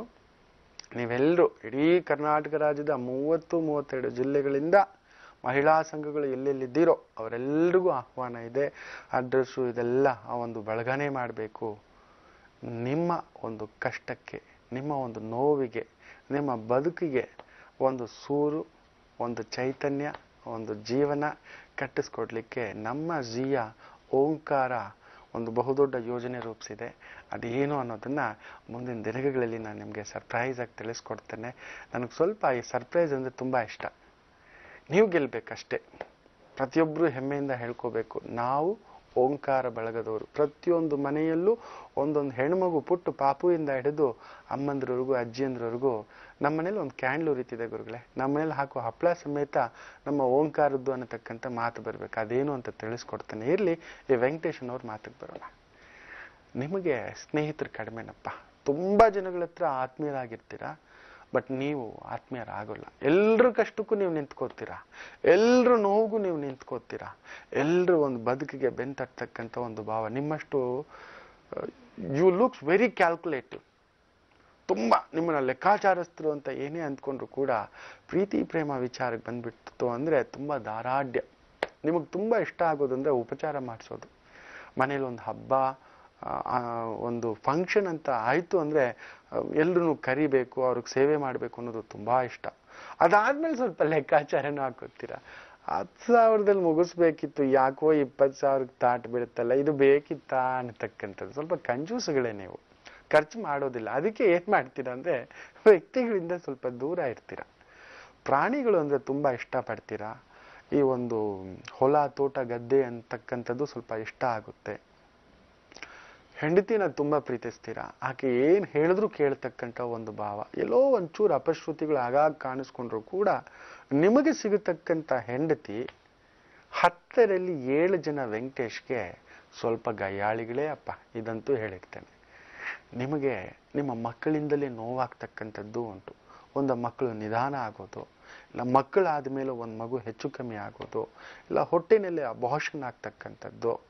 ಯಾಕೆಂದ್ರೆ ವೆಂಕಟೇಶ ಅಂತ ಹೇಳಿದ್ರೇನೆ ಆ ಒಂದು ಕುಜನ ಭಾವದ ಒಂದು ನಕ್ಷತ್ರ ಪ್ರಭಾವ. ಸೊ ಅಲ್ಲೆಲ್ಲೋ ಮುಟ್ಟಿನ ದೋಷ ನಿಮ್ಮ ಸಂಗಾತಿ ಕಾಡಬಹುದು, ಇಲ್ಲ ಆಕೆಗೆ ಅನಾರೋಗ್ಯ ಸಮಸ್ಯೆ ಕಾಡಬಹುದು, ಇಲ್ಲ ಮಕ್ಕಳು ಹುಟ್ಟಿದ ಮೇಲೆ ಅವ್ರಿಗೆ ಅನಾರೋಗ್ಯ ಕಾಡಬಹುದು, ಇಲ್ಲ ಆ ಮಕ್ಕಳು ನಿಮ್ಮಿಂದ ದೂರ ಹೋಗ್ತಕ್ಕಂಥದ್ದು ಆಗುವುದು.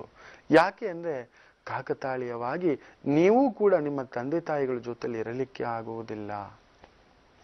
ನಿಮ್ಮ ಮಕ್ಕಳು ಕೂಡ ನಿಮ್ಮ ಜೊತೆಯಲ್ಲೇ ಇರಲಿಕ್ಕಾಗುವುದಿಲ್ಲ. ಒಂಟಿಯಾಗಿ ಹೇಗೆ ವೆಂಕಟೇಶ ನಿಂತುಕೊಂಡು ಬಿಟ್ಟಿದ್ದಾನೋ ಹಾಗೆ ನಿಂತುಕೊಂಡು ಬಿಡುತ್ತೀರಾ ಅನ್ನತಕ್ಕಂಥ ಒಂದು ಭಾವ. ಕೆಲವೊಂದು ಸಮಯ ಆ ಪದ್ಮಾವತಿಯೂ ಕೂಡ ಆ ವೆಂಕಟೇಶ್ವರನನ್ನು ಅರ್ಥ ಮಾಡಿಕೊಳ್ಳಲೇ ಇಲ್ಲಲಿಲ್ಲ, ಆ ಭೂದೇವಿಯೂ ಕೂಡ ಅರ್ಥ ಮಾಡಿಕೊಳ್ಳಲಿಲ್ಲ ಅನ್ನತಕ್ಕಂಥ ಮಾತು. ನನ್ನ ವೆಂಕಟೇಶ ಕಲ್ಲ ಮೋಸ ಮಾಡಿಬಿಟ್ನಾ, ಇನ್ನೊಂದು ಮದುವೆ ಆಗಿಬಿಟ್ನಾ ಅನ್ನತಕ್ಕಂಥ ಮಾತಿಗೆ ಏನು ಮಾತಾಡದೆ ಕಲ್ಲಾಗಿಬಿಡ್ತೇನೆ. ನನ್ನ ಕೇಳಲಿಲ್ಲ, ಯಾಕೆ ಏನು ನೋಡುದ ಅನ್ನತಕ್ಕಂಥ ಮಾತು. ಸೊ ಆ ರೀತಿ ಆ ಜನಗಳ ಮೋಸ ದಗ, ಸುತ್ತಮುತ್ತಲಿನವರ ಒಂದು ನಿಮ್ಮನ್ನ ಮಿಸ್ಯೂಸ್ ಮಾಡ್ಕೊಳ್ತಕ್ಕಂಥದ್ದು, ಕುಟುಂಬದಲ್ಲಿ ಆಗ್ತಕ್ಕಂಥ ಒಂದು ಏರುಪೇರುಗಳು ನಿಮ್ಮನ್ನ ಎಲ್ಲೋ ಕಲ್ಲು ಮಾಡಿಸ್ಬಿಡುತ್ತೆ. ಎಲ್ಲೋ ಒಂಚೂರು ಹೊರಗಡೆ ಬಂದ್ಬಿಡ್ತೀರಾ, ದೂರ ಇದ್ದು ಬಿಡ್ತೀರಾ. ತೀರ್ಥಕ್ಷೇತ್ರಗಳು ದರ್ಶನ ಆಕಸ್ಮಿಕವಾಗಿ ಆಗುತ್ತೆ ನಿಮಗೆ. ಅದರಲ್ಲೂ ವೆಂಕಟೇಶ್ವರ ದರ್ಶನ, ತಿರುಮಲ ದರ್ಶನ ಅಂದ್ರೆ ನಿಮಗೆ ತುಂಬಾ ಇಷ್ಟ. ಅದು ಆಗಾಗ ಆಗ್ತಾನೆ ಇರುತ್ತೆ. ಆದರೆ ನೀವು ದರ್ಶನ ಮಾಡಬೇಕಾಗಿರೋದು ತಿರುಮಲ ಅಲ್ಲ, ಹೆಚ್ಚಾಗಿ ದೇವಿ ಕ್ಷೇತ್ರಗಳು. ಹೆಚ್ಚಾಗಿ ನೀವು ದರ್ಶನಕ್ಕೆ ಹೋದಷ್ಟು ನಿಮ್ಮ ಮನೋಕೋರಿಕೆಗಳು ಹಾಗೂ ಮನಃಶಾಂತಿಗಳು ನೆಮ್ಮದಿ ತಂದು ಕೊಡುತ್ತೆ. ಅದು ಶಿರಸಿ ಮಾರಿಕಾಂಬ, ಬಾದಾಮಿ ಬನಶಂಕರಿ ಇರಬಹುದು, ಇಲ್ಲ ಚಾಮುಂಡೇಶ್ವರಿ ಇರಬಹುದು, ನಿಮಿಷಾಂಬ, ಕ್ಷಣಾಂಬಿಕಾ, ಪ್ರಸನ್ನಾಂಬಿಕಾ, ಕಟೀಲು, ಕೊಲ್ಲೂರು, ಹೊರನಾಡು, ಸಿಗಂದೂರು, ರೇಣುಕಾದೇವಿ, ಯಲ್ಲಮ್ಮ ದೇವಿ. ಈ ರೀತಿ ಈ ವೆಂಕಟೇಶ್ ಅನ್ನತಕ್ಕಂಥವ್ರು ದೇವಿ ಕ್ಷೇತ್ರಗಳಿಗೆ, ಗಂಗಮ್ಮ ಕ್ಷೇತ್ರಗಳಿಗೆ ಹೋದರೂ ಕೂಡ ಮನೋಸಿದ್ಧಿಗಳು, ವಾಂಛನೆಗಳು ಸಿದ್ಧಿಸ್ತಕ್ಕಂಥದ್ದಾಗುತ್ತೆ. ನೆನೆಸಿದ್ದನ್ನು ಪಡೆಯತಕ್ಕಂಥದ್ದು. ಜೀವನದ ಮಧ್ಯಕಾಲದಲ್ಲಿ ಸುಮಾರು 30, 34, 36 ಆ ಒಂದು 6 ವರ್ಷದ ಘಟ್ಟ ಇದೆಯಲ್ಲ, ಒಂದು ಅದ್ಭುತವಾದಂಥ ಬದಲಾವಣೆ ನಡೆಯುತ್ತೆ. ನಿಮಗೆ 10,000 ರೂಪಾಯಿ ಇನ್ಕಮ್ ಬಂದ್ರು ಅದ್ರಲ್ಲಿ ತಗೊಂಡು ಹೋಗಿ ನೀವು ಒಂದು ಜೀವನದಲ್ಲಿ ನಿಮ್ಗೆ ಒಂದು ಅದೃಷ್ಟ ಏನ್ ಗೊತ್ತಾ, ಆ ಸ್ವಂತ ನೆಲೆ ಅನ್ನೋದು ನಿಮ್ಗೆ ಖಂಡಿತ ಆಗುತ್ತೆ. ಒಂದು ಅಮ್ಮನ ಮನೆಯಲ್ಲಾದ್ರೂ ಆಸ್ತಿ ಪಾಲು ಸಿಗುತ್ತೆ, ಇಲ್ಲ ಅಪ್ಪಂದಾದ್ರೂ, ಇಲ್ಲ ಅಜ್ಜಂದಾದ್ರೂ, ಇಲ್ಲ ಅಜ್ಜಿದಾದ್ರೂ, ಇಲ್ಲ ಸ್ವಸಾಮರ್ಥ್ಯದಿಂದ ನೀವೇ ಒಂದು ಪುಟ್ಟ ಜಾಗವನ್ನ ತಗೊಂಡು ಒಂದು ಪುಟ್ಟ ಮನೆಯನ್ನ ಕಟ್ಟಿಕೊಳ್ಳತಕ್ಕಂಥ ಯೋಗ. ನಿಮಗೆ ಇನ್ನೊಂದು ಅದೃಷ್ಟ ಇದೆ, ಯಾರಿಗೂ ಇಲ್ಲದ್ದು. ಅದೇನ್ ಗೊತ್ತೋ, ಭೂಮಿಯಿಂದ ವರಮಾನ. ಕೃಷಿಯಿಂದ ಅನ್ನುವುದಕ್ಕಿಂತಲೂ ಮನೆಗಳನ್ನ ಕಟ್ಟಿ ಬಾಡಿಗೆಗೆ ಬಿಟ್ಟು ತೆಗೆದುಕೊಂಡು ತಿನ್ನತಕ್ಕಂಥ ಒಂದು ಭಾವ ದೇವರು ನಿಮಗೆ ಕೊಟ್ಟಿರ್ತಕ್ಕಂಥ ವರವಿರುತ್ತೆ. ನೋಡಿ, ಭೂಮಿಯಲ್ಲಿ ಹಾಕಿ ನೋಡಿ, ಅದ್ಭುತ. ನಿಮಗೆ ಬಂಗಾರಕ್ಕಿಂತ ನಿಮ್ಗೆ ದುಡ್ಡು ಸುಮ್ಮನೆ ವೇಸ್ಟ್ ಆಗ್ಬಾರ್ದು. ನಿಮ್ಗೆ ತುಂಬಾ ಇಷ್ಟ ಏನ್ ಗೊತ್ತಾ, ಫಿಕ್ಸ್ಡ್ ಡೆಪಾಸಿಟ್ ಹಾಕೋತೀರಾ ನೀವು. ನಿಮ್ಗೆ ಇನ್ನೊಬ್ರಿಗೆ ದುಡ್ಡು ಕೊಟ್ಟು ಸಿಕ್ಕಾಕೊಳ್ಳೋದಕ್ಕಿಂತ ಬ್ಯಾಂಕಲ್ಲಿ ಇಡ್ತಕ್ಕಂಥದ್ದು, ಅದರಿಂದ ಬರ್ತಕ್ಕಂಥ ಇನ್ಶೂರೆನ್ಸು, ಫಿಕ್ಸ್ಡ್ ಡೆಪಾಸಿಟ್ಗಳ ಮೇಲೆ ತುಂಬಾ ಇಷ್ಟ. ಅದರಿಂದ ಆದಾಯ ಪಡ್ಕೊಳ್ತಕ್ಕಂಥ ಯೋಗವೂ ಇದೆ. ನೀವು ತುಂಬಾ ಸೌಭಾಗ್ಯಶಾಲಿಗಳು ಪತ್ನಿಯ ಮನೆಯವರಿಂದ. ಸ್ವಲ್ಪ ನಿಮಗೆ ಜೀವನದಲ್ಲಿ ಆಗಾಗ ಪುಟ್ಟ ಆಪರೇಷನ್ಸ್, ಇಲ್ಲ ಆಕ್ಸಿಡೆಂಟ್ ಸರ್ವಸಾಧಾರಣ. Hernia, appendix, ulcer, piles, fistula, intestine problem, ಇವುಗಳಲ್ಲಿ ಏನಾದ್ರೂ ಒಂದು ಇಲ್ಲ ತುಂಬಾ ಒತ್ತಡ ಹಾಕೊಂಡು ಸ್ವಲ್ಪ ಶುಗರಲ್ಲೂ ವೇರಿಯೇಷನ್ ಆಗ್ಬೋದು ಅಷ್ಟೇ, ವೆರಿ ರೇರ್. ಬಟ್ ದೈಹಿಕವಾಗಿ ತುಂಬಾ ಗಟ್ಟಿ ಇರ್ತೀರಾ, ಸಣ್ಣ ಪುಟ್ಟ ಆಕ್ಸಿಡೆಂಟ್ಗಳು ಆಗ್ತಾ ಇರುತ್ತೋ, ಹುಷಾರ್. ಗಾಡಿ ಓಡಿಸ್ಬೇಕಾದ್ರೆ, ಕಾರುಗಳಲ್ಲಿ ಓಡಾಡಬೇಕಾದ್ರೆ ಪಬ್ಲಿಕ್ ಟ್ರಾನ್ಸ್ಪೋರ್ಟ್ ಅನ್ನು ಆದಷ್ಟು ಯೂಸ್ ಮಾಡಿ. ಜೀವನ ತುಂಬಾ ಚೆನ್ನಾಗಿರ್ತೀರಾ. ವಯಸ್ಸಾದ ಕಾಲದಲ್ಲಿ ಕುಳಿತು ತಿನ್ನುವ 10ರಲ್ಲಿ ಟಾಪ್ ನಂಬರ್ 1 ಹೆಸರು ಅಂದ್ರೆ ಓಡ್ತಿರ್ತಾರೆ ಎಷ್ಟೋ ಜನ ವಯಸ್ಸಾದ ಮೇಲೆ, 40ರ ಮೇಲೆ, 50ರ ಮೇಲೆ. ಆದ್ರೆ ವೆಂಕಟೇಶನ್ ಕುಳಿತುಕೋತಾರೆ, ವಯಸ್ಸಾದ ಮೇಲೆ ಕುಳಿತು ತಿನ್ನುತ್ತಾರೆ. ಅದು ದೇವರು ಕೊಟ್ಟಿರ್ತಕ್ಕಂಥ ವರ ಅಲ್ಲ, ನಿಮ್ಮ ಸಾಮರ್ಥ್ಯದಿಂದ ನೀವೇ ಆ ಒಂದು ಪೆನ್ಷನ್ ಲೈಫ್ನ ತುಂಬಾ ಸುಭದ್ರವಾಗಿ ಮೊದಲೇ ಯೋಜನೆ ರೂಪಿಸಿ ಸ್ಟಡಿ ಮಾಡಿ ಇಟ್ಕೊಂಡಿರ್ತೀರ. ಅದು ನಿಮ್ಮ ಕಲೆ. ಒಳ್ಳೇದಾಗ್ಲಿ.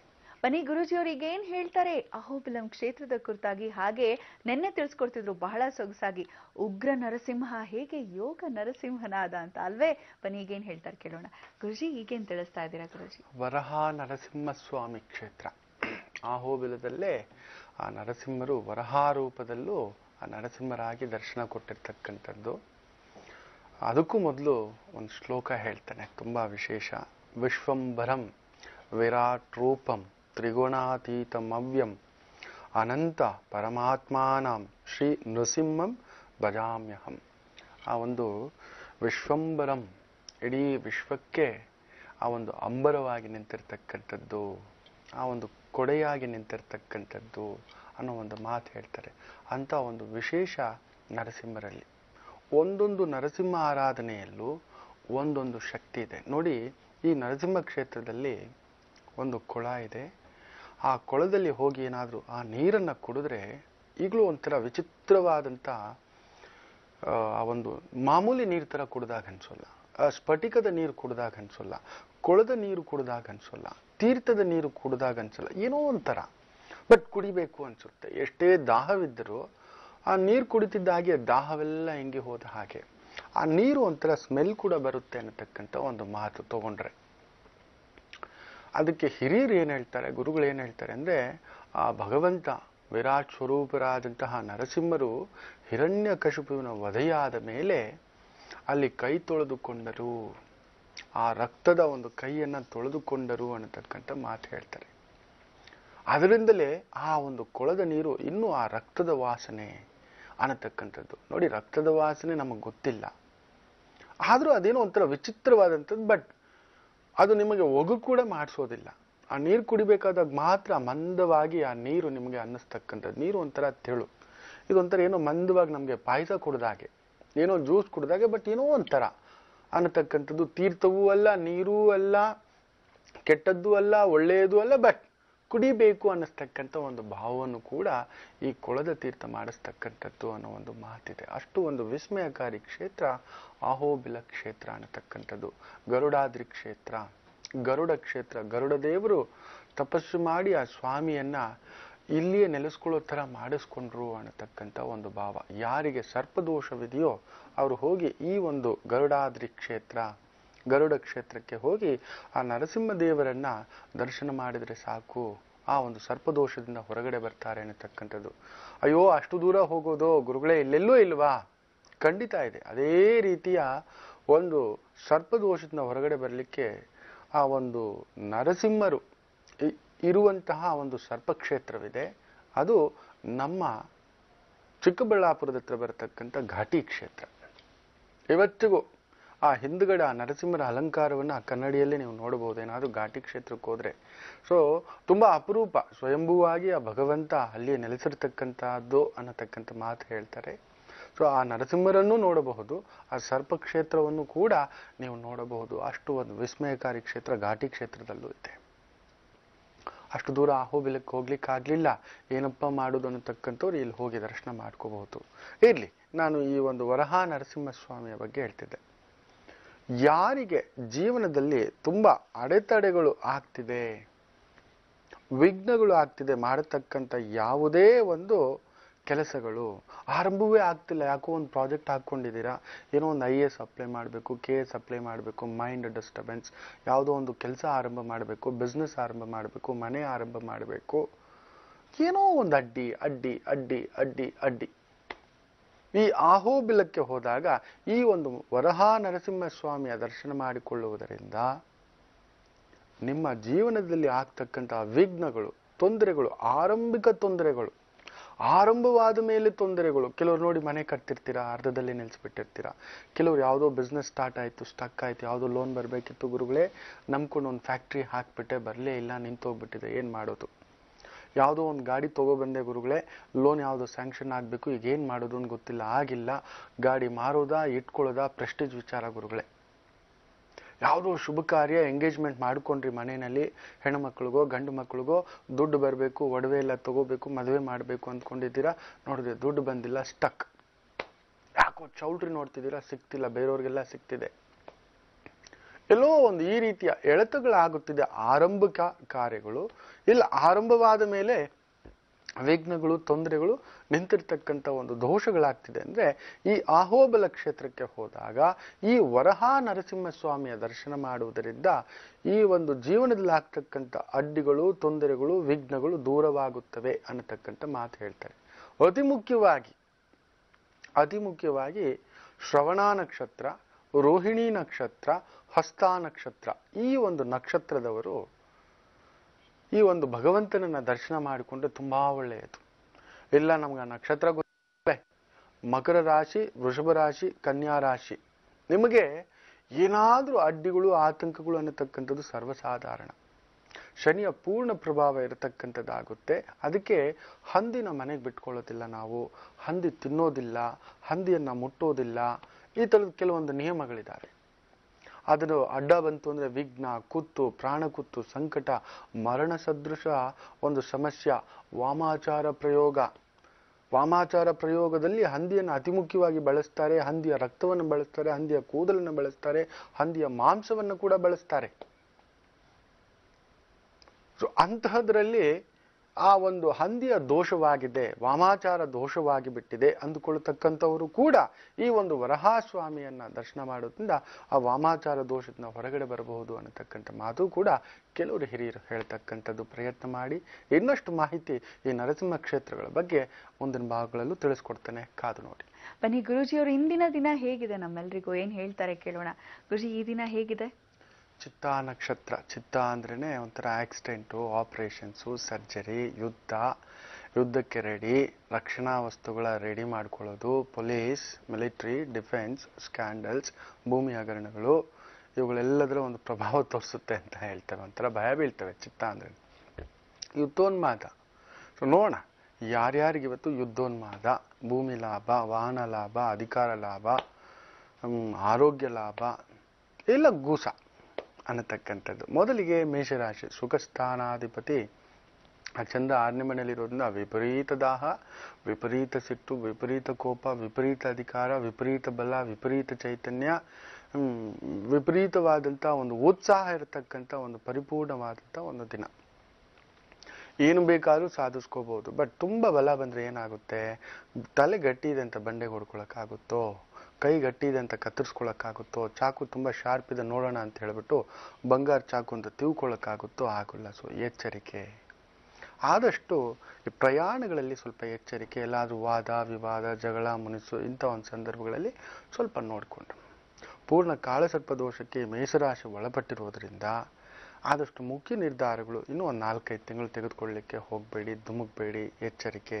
ಇವತ್ತೇನೋ ಒಂಥರ ಪೀಡೆ, ರಾಜಬಾಧೆ ಕೂಡ ಆಗ್ತಕ್ಕಂಥದ್ದು ಆಗಬಹುದು.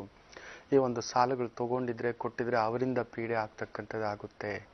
ಆಕಸ್ಮಿಕವಾಗಿ ದೈವ ದರ್ಶನ, ಗುರು ದರ್ಶನ, ಮನೆಯಲ್ಲಿ ತಾಯಿಯ ಜೊತೆ, ಮಾತೃವರ್ಗದವರ ಜೊತೆ, ಅತ್ತೆ ವರ್ಗದವರ ಜೊತೆ ಏನಾದರೂ ಕಿರಿಕಿರಿ ಆಗ್ತಕ್ಕಂಥದ್ದು. ಈ ರಿಯಲ್ ಎಸ್ಟೇಟ್ಗೆ ಸಂಬಂಧಪಟ್ಟಂಥ ವ್ಯವಹಾರಗಳಲ್ಲಿರ್ತಕ್ಕಂಥವರಿಗೆ ವಿಶೇಷವಾದಂಥ ಧನಲಾಭ ಅಕ್ರಮ ರೀತಿಯಲ್ಲಿ ಮಾಡಿಕೊಳ್ತಕ್ಕಂಥದ್ದು ಆಗುತ್ತೆ. ಎಚ್ಚರಿಕೆ. ಇನ್ನು ವೃಷಭ ರಾಶಿ, ಪಂಚಮದಲ್ಲಿರ್ತಕ್ಕಂಥ ಚಂದ್ರ ಅಪಘಾತ ಭೀತಿಯನ್ನು ತಂದೊಡ್ಡುತ್ತಾನೆ. ಇಲ್ಲ ಮನೆಯಲ್ಲಿ ಪುಟ್ಟ ಮಕ್ಕಳಿದ್ರೆ ಅವ್ರಿಗೆ ಅನಾರೋಗ್ಯ, ಪೆಟ್ಟು, ಕಿರಿಕಿರಿ. ಇವತ್ತು ರಕ್ತ ನೋಡೋ ದಿನ ವೃಷಭ ರಾಶಿಯವರು. ಎಲ್ಲ ಕಿರಿಕಿರಿ, ಗಲಾಟೆ, ಜಗಳ, ಮುನಿಸು, ಏನೋ ಒಂದು ಬೇಸರ ಆಗ್ತಕ್ಕಂಥದ್ದು ಇರತಕ್ಕಂಥ. ಉದ್ಯೋಗದಲ್ಲಿ ಟೆನ್ಷನ್ ಆಗ್ತಕ್ಕಂಥದ್ದು. ಅಯ್ಯೋ ಯಾರು ಮಾಡ್ತಾರೆ, ಏನು ಮಾಡ್ತಾರೆ, ಹೋಗಪ್ಪ ಅನ್ನಿಸ್ತಕ್ಕಂಥ ಒಂದು ಭಾವ ಅನಿಸುತ್ತೆ. ಬಿಟ್ಟಂತೆ ಮಿಕ್ಕಂತೆ ಈ ಷೇರು ಮಾರುಕಟ್ಟೆಗೆ ಸಂಬಂಧಪಟ್ಟಂಥ ವ್ಯವಹಾರಗಳಲ್ಲಿದ್ದರೆ, ಬಡ್ಡಿ ವ್ಯವಹಾರ, ಫೈನಾನ್ಸ್ ವ್ಯವಹಾರ, ಬಟ್ಟೆ ವ್ಯಾಪಾರ, ಕಸೂತಿ, ಡಿಸೈನಿಂಗು, ನಿಟ್ಟಿಂಗು, ಎಲೆಕ್ಟ್ರಾನಿಕ್ಸು, ಕಂಪ್ಯೂಟರ್ಸು, ಮೊಬೈಲ್ಸು, ಈ ಥರ ಅಂಗಡಿ ಇಟ್ಕೊಂಡಿರ್ತಕ್ಕಂಥವ್ರು, ರಿಪೇರಿ ಮಾಡ್ತಕ್ಕಂಥವ್ರು ಪರವಾಗಿಲ್ಲ. ರಿಯಲ್ ಎಸ್ಟೇಟ್ ವ್ಯವಹಾರದಲ್ಲಿರ್ತಕ್ಕಂಥವ್ರಿಗೆ ನಷ್ಟ. ಈ ಭೂಮಿ, ಮಣ್ಣು, ಸಿಮೆಂಟು, ಕಲ್ಲು, ಮನೆ ಕಟ್ಟೋದು, ಕಟ್ಸೋದು, ಒಡೆಯೋದು, ಬಾಗಿಲು ಹಾಕ್ಸೋದು, ರೈಲಿಂಗ್ ಹಾಕ್ಸೋದು, ಇಂಥ ಒಂದು ವ್ಯವಹಾರಗಳಲ್ಲಿರ್ತಕ್ಕಂಥವರಿಗೆ ಸ್ವಲ್ಪ ಹಿನ್ನಡೆ. ಮಿಥುನ ರಾಶಿ ಪ್ರಯಾಣ ಭೀತಿ, ಪ್ರಯಾಣದಲ್ಲಿ ವಿಘ್ನ, ಕುಟುಂಬದಲ್ಲಿ ಅಂತಃಕಲಹ, ಏನಾದರೂ ಒಂದು ಉದ್ಯೋಗದಲ್ಲಿ ಇವತ್ತು ಕಿರಿಕಿರಿ ಮಾಡ್ಕೋತೀರ. ಇವತ್ತು ನೀವು ಕುಜ ಬೇರೆ 12, ಆ ಕುಜನ ಭಾವದಲ್ಲಿ ಚಂದ್ರ. ಸೊ ನೀವು ತೆಗೆದುಕೊಳ್ತಕ್ಕಂಥ ನಿರ್ಧಾರಗಳು, ಅದು ರಾಜಕೀಯ ಇರಬಹುದು, ಔದ್ಯೋಗಿಕ ಇರಬಹುದು, ವ್ಯಾವಹಾರಿಕ ಇರಬಹುದು, ತೆಗೆದುಕೊಳ್ಳುವ ನಿರ್ಧಾರಗಳು ಸರಿಯಾಗಿರುವುದಿಲ್ಲ. You may think you are very smart. ಅಯ್ಯೋ, ಮಿಥುನ್ ರಾಶಿಯವ್ರಿಗೆ ಒಂದು ಎಡವಟ್ಟಿದೆ. ಅವರು ಈ ಮಿಥುನ್ ರಾಶಿ, ಮಿಥುನ್ ಲಗ್ನದವರಿಗೆ ತಾವೇ ಬುದ್ಧಿವಂತರು ಅಂತಕ್ಕಂಥ ಒಂದು ಭಾವ, ತಮಗೆ ಎಲ್ಲ ತಿಳಿದಿದೆ ಅಂತಕ್ಕಂಥ ಭಾವ. ಸಾಮಾನ್ಯವಾಗಿ ಬೇರೆಯವ್ರು ಹೇಳೋದು ಕೇಳೋದಿಲ್ಲ. ಅವ್ರಿಗಾಗಿ ಯಾರಾದ್ರು ಗೂಸ ಬಿದ್ದು ಪೆಟ್ಟು ಬಿದ್ದಾಗ ಆಗ ತಲೆ ಬೆಳೆಸ್ಕೊಂಡು ಆಯ್ತು ಬಿಡಪ್ಪ ಅನ್ಕೊಳ್ತಕ್ಕಂಥ ಒಂದು ಭಾವ. ಅಲ್ಲಿವರೆಗೂ ಅವ್ರು ಕೇಳೋಲ್ಲ. ಈ ಮಿಥುನ್ ಲಗ್ನದವರು ಅಂದ್ರೇನೆ ನಾವು ಸ್ವಲ್ಪ ಹೇಳೋದು ಅಹಂಕಾರ ಲಗ್ನ ಅಂತಾನೆ. ಬುಧನ್ ತತ್ವ ಅಲ್ವಾ, ನಮ್ಗೆಲ್ಲ ಗೊತ್ತಿದೆ ಅಂತಕ್ಕಂಥದ್ದು. ಸೊ ಸ್ವಲ್ಪ ಎಚ್ಚರಿಕೆ.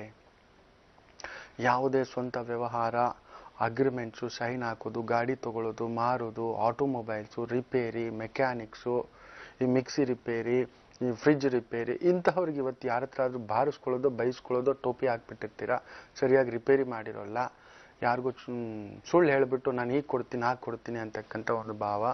ಟೈಲರ್ಗಳಾಗಿ ಬಟ್ಟೆಗಳು ವಿಪರೀತ ಇಸ್ಕೊಂಡು ಹೊಲಿತೆ ಇಟ್ಟುಕೊಂಡು ಬೇರೆ ಏನೋ ಮಾಡಿಟ್ಟಿರ್ತಾರೆ, ಅದಕ್ಕೂ ಬೈಸ್ಕೊಳ್ಳೋದೆ.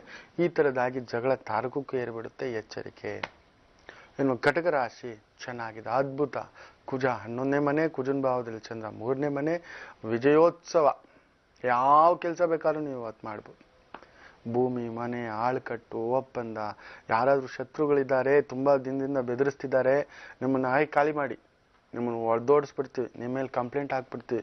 ಗಂಡ ಕೆಲವ್ರು ಇರ್ತಾರೆ, ನಿನ್ಗೆ ಡೈವರ್ಸ್ ಕೊಟ್ಬಿಡ್ತೀನಿ, ಇಲ್ಲ ಹೆಂಡತಿ ನಿನ್ನ ಬಿಟ್ಟು ಹೋಗ್ಬಿಡ್ತೀನಿ, ಈ ಥರದ್ದು. ಇವತ್ತು ಕೂತ್ಕೊಂಡು ಮಾತಾಡಿ ನೀವು, ನೋಡಿ ನೀವು ಹೇಗೆ ಗಡ ಗಡ ಗಡ ಗಡ ಗಡ ಅಂತ. ಅವರಲ್ಲಿ ತಾಕತ್ತಿರೋಲ್ಲ, ನಿಮ್ಮಲ್ಲಿ ಒಂಥರ ಹನುಮಾನ್ ಶಕ್ತಿ, ಕುಜನ್ ಶಕ್ತಿ, ನರಸಿಂಹ ಶಕ್ತಿ ನುಗ್ಗದ ಹಾಗೆಯೇ.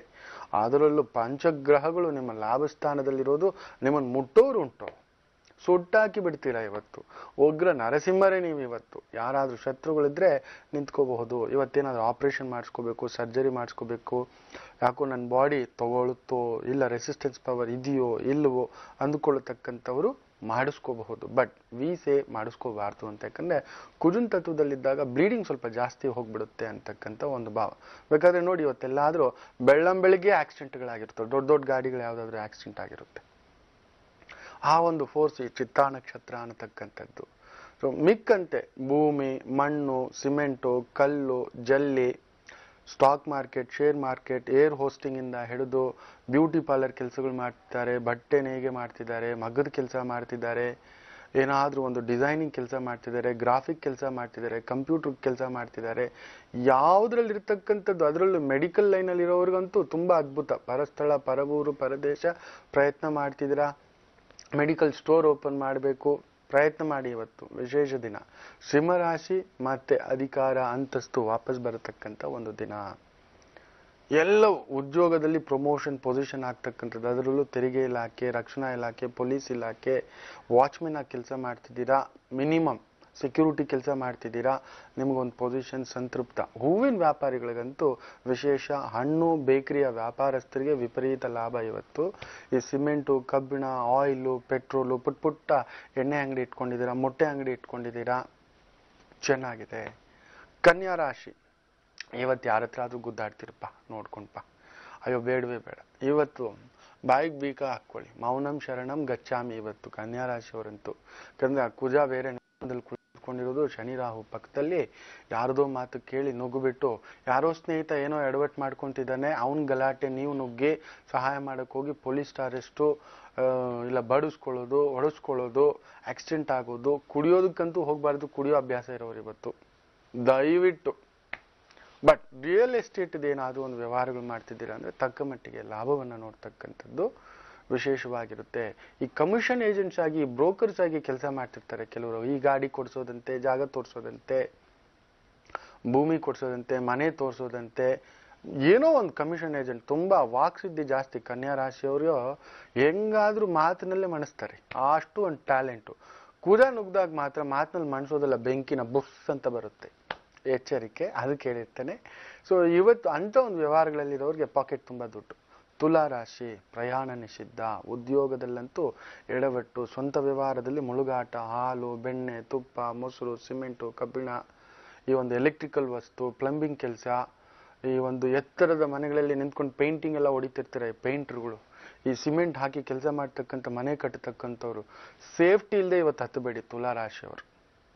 ಬಲವಿಲ್ಲದೆ ನಮ್ಮ ಹಿಂದ್ಗಡೆ ಒಬ್ಬ ಇದ್ದಾನೆ ಅವನ ಹಿಂದ್ಗಡೆ ಇನ್ನೊಬ್ಬ ಇದ್ದಾನೆ ಅನ್ನುವಾಗ್ಲೇ ಯುದ್ಧಕ್ಕೆ ಹೋಗ್ಬೇಕು. ಈ ತುಲಾ ರಾಶಿಯವ್ರಿಗೆ ಇವತ್ತು ನಾನೇ ಗಟ್ಟಿ ಇದ್ದೀನಿ ಅಂತ ಹೋಗಿ ಬಿದ್ದು ಕೈ ಮುರ್ಕೊಳ್ಳೋದು ಕಾಲು ಮುರ್ಕೊಳ್ಳೋದು, ತರಕಾರಿ ಹಚ್ಚೋ ಕಚ ಕನ್ನಿಸ್ಕೊಳ್ಳೋದು, ಏನೋ ಒಂದು ನಡೆಯುತ್ತೆ. ಇಲ್ಲ ಬಾಸ್ ಹತ್ರ ಬೈಸ್ಕೊಳ್ಳೋದು, ಗಾಡಿ ರಿಪೇರಿ ಆಗೋದು, ಗಾಡಿಗಳು ಟಚ್ ಆಗಿ ರಸ್ತೆ ಮಧ್ಯದಲ್ಲೇ ನಿಂತು ಅವ್ಯಾಚ್ಯವಾಗಿ ಮಾತಾಡ್ತಕ್ಕಂಥ ಭಾವ ಆಗ್ಬಿಡುತ್ತೆ.